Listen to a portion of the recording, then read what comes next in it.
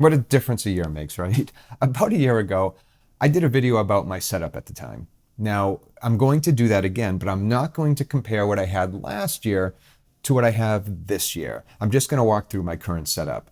And I'm also going to make a prediction. I predict if I'm still around next year and making videos like this, that not much will have changed. So saying that, does that mean I'm done? Well, maybe. I'm going to start at the very source of the whole thing. My Thorns TD160 Super that was handcrafted by Dave Archambault at Vinyl Nirvana here in my home state of New Hampshire. Dave lives only about 45 minutes from me, and he's really one of the nicest people on the planet. The Thorns has two speeds, 33 and 45, and I rarely touch the 45, unless I happen to be playing a 45 RPM 12-inch, which I don't have many of those, but I do have a couple from Analog Productions and a few others. I'm still using the cork and rubber mat that the Thorns came with, and at the end of the RB330 tone arm is a Hanna SH moving coil cartridge. Now, this is the high output moving coil cartridge, and it has a nude diamond Shibata style stylus. When you hear the term nude diamond, it only means that the diamond stylus is affixed directly to the cantilever, instead of being affixed to a metal shaft that's attached to the cantilever.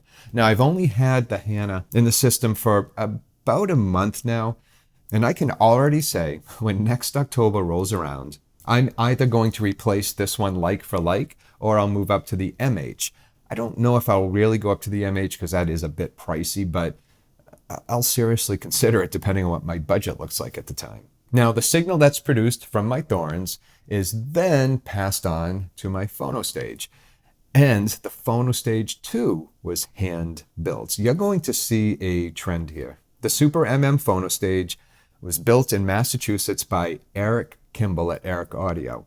It has a separate tube rectifier power supply that isolates the power supply from the audio circuitry. Eric designed this to minimize the risk of any electrical noise being introduced to the signal, which is highly susceptible to any type of interference. The phonostage itself uses two 12AX7 new production Mullards to handle the RIAA correction, which I won't get into right now, maybe another video. And the gain is a PS Vane Horizon 12 AU7 in the output position. Now, I've stuck with curly maple here so that it matches the Thorns and also the top of the cabinet that some of my records are stored in, and that also serves as a base for the audio equipment. So moving on. Now, the next piece in the signal chain is something else that's custom made by Eric Audio, the Transcend Push-Pull Amplifier. Now, I recently did produce a video about it, so I won't get into all the details of its operation. The amp drives my KLH Model 5 speakers, which is actually the only piece of equipment here that is not manufactured in New England. Even the cabinet was handmade by a cabinet builder in Maine. I love the KLH Model 5s, especially when they're being driven by the Transcend Push-Pull Amplifier. It's really a good match. Now, if anything does change in a future video, it actually, much as I hate to say this, it might be the Model 5s, only because I'm a sucker for things that are built here, hand-built here in New England. Now, those aren't, so maybe someday I will end up with a pair of speakers that are made here in New England. Now, I know I'm sentimental about New England, but I can't stand the snow the older I get, except at Christmas. I do like a white Christmas. Mandy loves the snow because she skis. I prefer the lodge. Anyway, I did say that I love how the Transcend push-pull amplifier manages the KLH Model 5s, and there's a reason for that.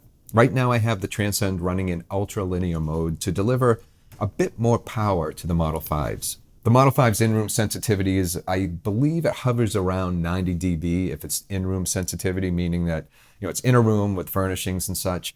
So it doesn't need a lot of power.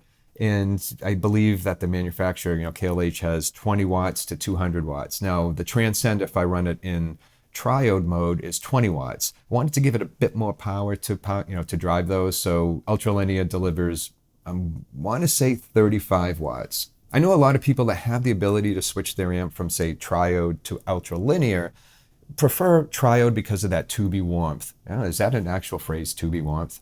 It's the tubey warmth that, that you get out of triode, especially with EL34s.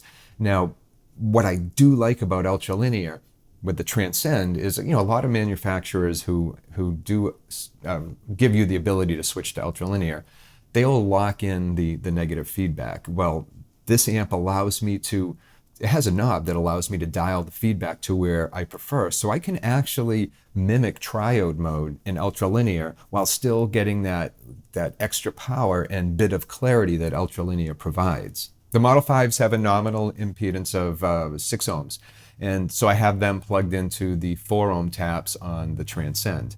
Now, if you're wondering about my setup from last year, what happened to it, well, it's all still here. I have it all up in my review room. That's where you'll find the Galleon TS120 integrated tube amp from Galleon Audio.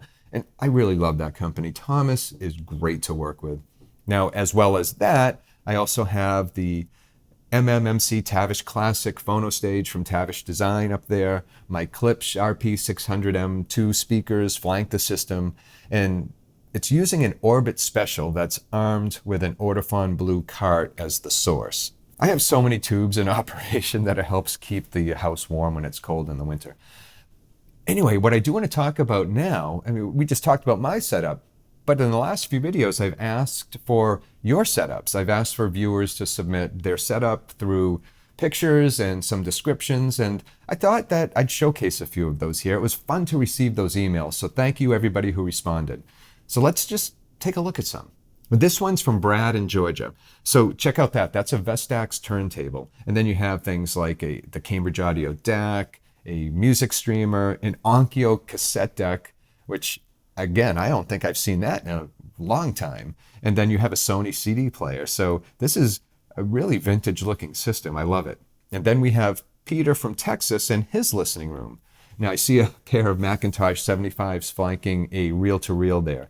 I almost bought a reel-to-reel recently. I don't know anything about them. I've never owned one, but I do want to dive into reel-to-reel analog listening at some point. So it was cool to see that. There's some beautiful gear here. Peter's done a lot with this room from what it used to be, with some room treatment and a lot of care that was given to spacing and speaker placement. Next is my friend Stan from California. Here we have a Pioneer SX 1050 that's completely refurbished.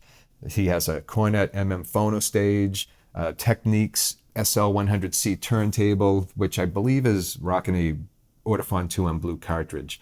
And I have to say, I love those old Datsun, Stan. Those are cool pictures. So next up is Steven from Missouri, who shared this setup with 2 Klipsch speakers. And Steven, your Denon has the exact finish that Mandy and I love. And last, but certainly not least, is this beautiful room from Thierry. And I hope I'm pronouncing your name right, Thierry. Whenever I see a setup with 2 beautiful turntables like this, I get extremely jealous. There's some beautiful do-it-yourself room treatment here. And check this out. These diffusers are made from an assortment of 3-inch square wood mill rejects. Put it together himself. That's absolutely incredible.